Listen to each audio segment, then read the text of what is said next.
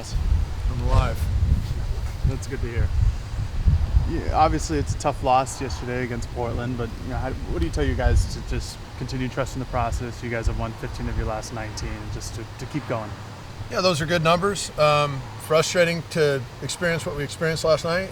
Plenty of excuses, plenty of reasons, and bottom line is, it wasn't good enough. And there were a lot of great things about the ball game yesterday. I mean, I really liked the way our guys came out swinging the bat. I liked a lot of the stuff that I saw on the mound yesterday with specifically Jackson Pace. There were a lot of bright lights, at the end of the day, and yet the end of the day wasn't a very bright light. So what do we tell the team? It's practice day, and we need to get after on the practice and, again, address the things that are holding us back. And it just seems like we get to a point, and have now several times, where, boy, you start feeling a lot of momentum and feeling a lot of progress. And, are we over the hump? And then the answer is no. There's a setback. And so it's been the story so far. And although that's the story is really good overall, like you indicated. And we've positioned ourselves well, but well, you'd just like to see the guys take the next step and take a good baseball team to an elite baseball team. Your last midweek loss to Niagara was a very kind of similar story. You guys are ranked, and I don't know how much you pay attention to that. You guys become ranked and lose the midweek game, but you guys then go on this 11-game winning streak right afterwards. Just, is there a similar kind of sentiment that you're telling to the team, or is it you trying to find something new? Totally different set of circumstances. I hope the result's the same, and we, take off on a win streak. And so I hope that's the indicator. The games that we played were totally different feelings and different set of circumstances, and so to equate those two would be hard for me to do, and wouldn't be accurate probably. So I guess just bottom line is just looking at the things you're doing well and continuing to try to strengthen those, and then looking at the things that that aren't quite where they need to be quite yet, and work to address those and strengthen those. And that's all we've done as a coaching staff the whole time. And so far it's worked. And just like I said, we're just looking for that extra nudge to get us over the top of the hill to where we can play downhill. And it seems like every time we get to that top of the hill, we want to take a step backwards instead of two forward. Bryce Betcher's been getting a lot of playing time. Just what have you seen from him, kind of getting some everyday action in addition to the defense hitting a couple home runs? Yeah, I mean, we love Bryce. He's a great kid. He's made of the right stuff. He's shown that he can really run a baseball down in the outfield, and so his next step for his development is to show that he can do more than run a baseball down on a consistent basis. And as he does that, he'll earn more playing time. Pace runs into some trouble in that sixth inning, but before then he was pretty good. This is a handful, a couple pretty good starts for him. Just what have you seen from him, as he progresses through the season? Yeah, and he really didn't run into much. The trouble that he ran into was basically self-inflicted from a defensive standpoint. So optimistically, Jackson's outing, even right when he got pulled from that game, the reason why he got pulled from that game is we needed strikeouts at that time. Just the game dictated that you needed a strikeout in a situation, and so the decisions were made to go in the direction we did. And so, and I don't regret those whatsoever. Honestly, I was really excited about Jackson's outing all the way through the end. Unfortunately, his line probably isn't quite as good as he pitched. But we're, having him progress and do the things he's doing now after a couple of midweek starts, awesome to see. And I really appreciate Coach Angier's patience and work with him to start seeing the results that we're seeing. Have you guys thought about switching up the Sunday starter? Or have you guys talked about that yet? We don't really sleep a lot. So, yeah, we talk about absolutely. We haven't seen Dominic Hellman much recently. Is he banged up at all? Just what's going on with him right now? Yeah, Dom's, unfortunately, he's dealing with an injury, and he's not quite day-to-day. He's probably going to be out and might be out for the remainder of the season, which is unfortunate. A guy like that, as good as he is, he'd be obviously a guy that you want in your lineup because he can impact the game so quickly. And so that's unfortunate. But, yeah, that's the status of him. What kind of injury is it? You've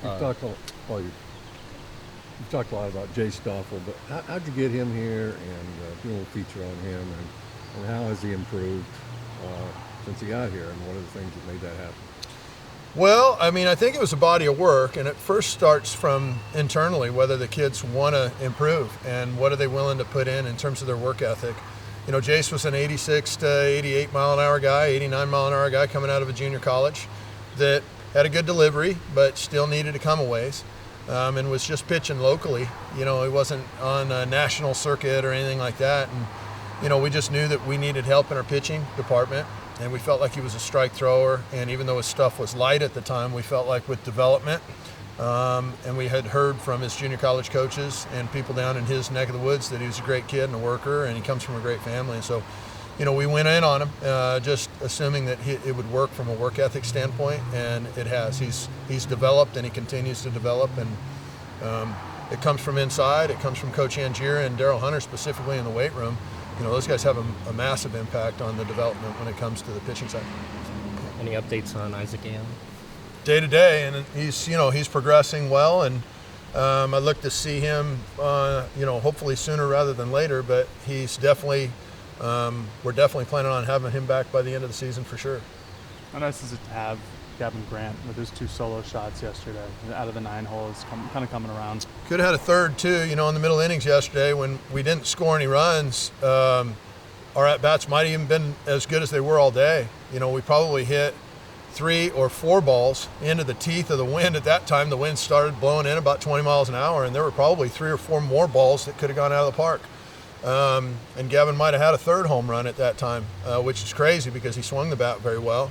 A lot of our guys swung the bat very well. I don't think I've ever really been quite a part of a game that we experienced last night, where I think we really hit the ball exceptionally well. And just, the story of the night was the fact that we didn't answer the bell when we needed to with the gloves. As we look towards Cal, you guys have Jay Stoffel probably going on Friday. I know you haven't announced it yet, but 2 straight Pac-12 pitcher of the week. How nice is that, your confidence level to go into Friday nights with Jace on the mound?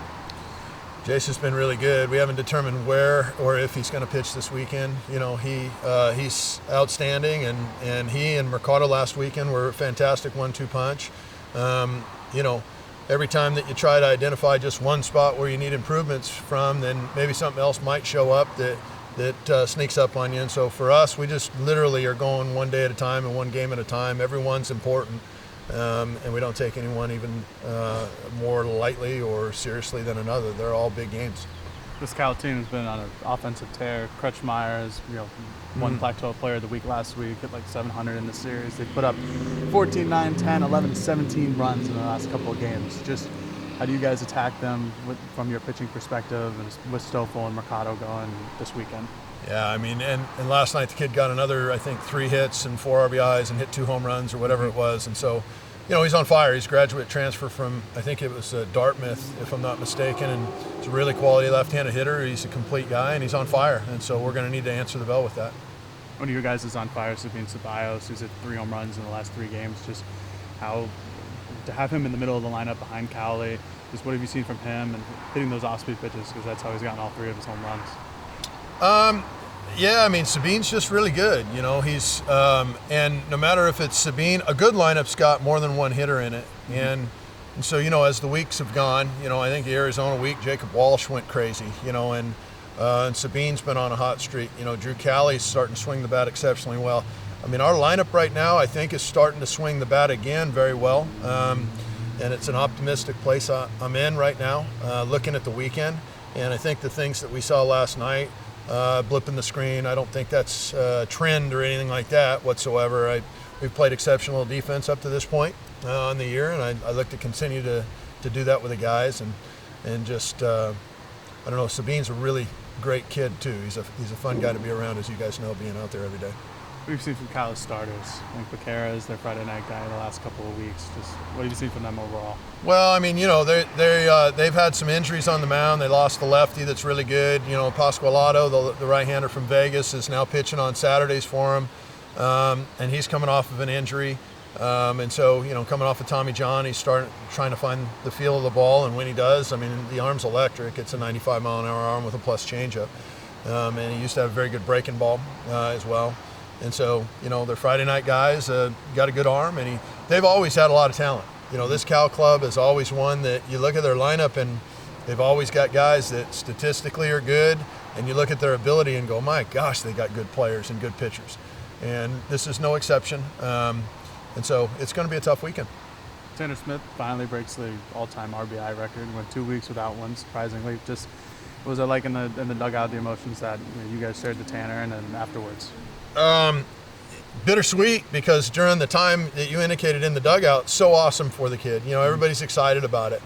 But then to end the game where you lose on a day where you set a record, and the record is more of a longevity record, excellence in longevity. The moment is bad because you lose a game, and I guarantee you that if you ask that kid today, sure, he'd be excited about the record, but I guarantee you he would have switched the result for the record last night. The excitement of the record, great, and yet the bitterness of the ending yesterday probably isn't sitting real well with that kid. He's a competitor and he's a big-time team guy. You mentioned Aeon's kind of day-to-day and he was getting better, but do you guys have, and this might be a little bit too much in the future, but do you guys have a plan of to whether bring him out of the pen when he first gets back or just throw him right in the rotation? No, I mean, you don't usually, when a guy comes back from being out for a period of time, there's usually a ramp-up process, and he would be in the middle of the ramp-up process. How long that takes, that's up to the kid. We don't really know. We just monitor it. Another injury question, Carter Garrotti. I know you said that he's day-to-day multiple times. Just what's his status? How's he doing? Yeah, trending in the right direction. He probably now, he traveled with us yesterday. He's been, out there doing stuff every single day, and so he's trending in the right direction. Your guys' right field rotation is kind of switched around. Started with Diodati, then Nishida, now Betcher. Is that going to be? How do you feel like Betcher has maybe solidified that, or is that going to be continuing to be somewhat of a revolving door? It's up in the air right now. I mean, you can't deny what you see. It's up in the air. There's things that have been done well, and there's things that just aren't what it looks like.